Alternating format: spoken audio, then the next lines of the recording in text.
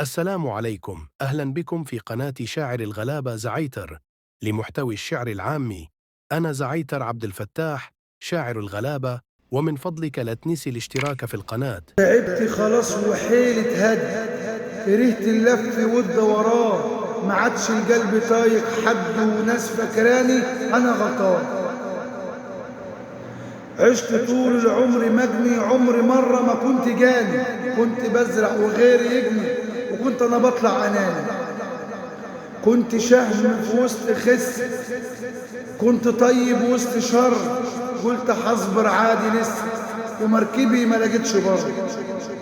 كنت فاتح حضني ليهم، كانوا قافلين كل باب، كنت دايما بشتريهم، كانوا شطار في العذاب.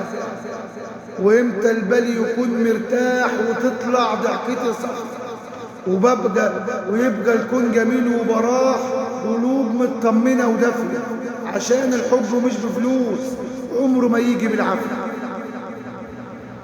ليه اللسان صابه الخرس، محبوس وتاهت كلمته، ليه على اللسان واقف حرس، والضلمة دايما سكته. دفتر حضوري ورق حزين وحداني، حاسس بالفضا، حشكي الوجع واقول لمين، وهتفيد بايه الفضفضه.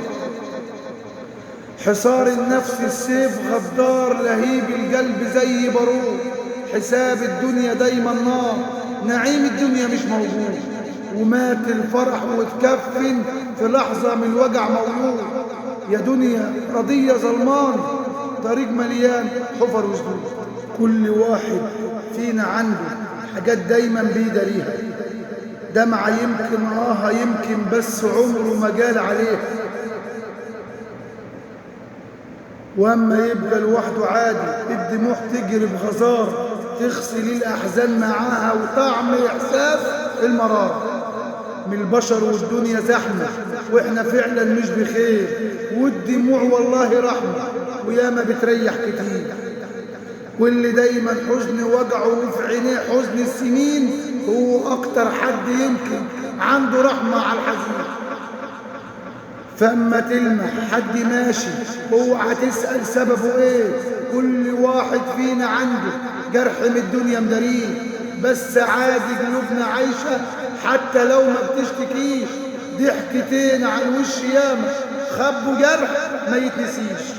العبارة من كلامي والخلاصة والمفيد، اي حد يبان بيضحك مش ضروري يكون سعيد.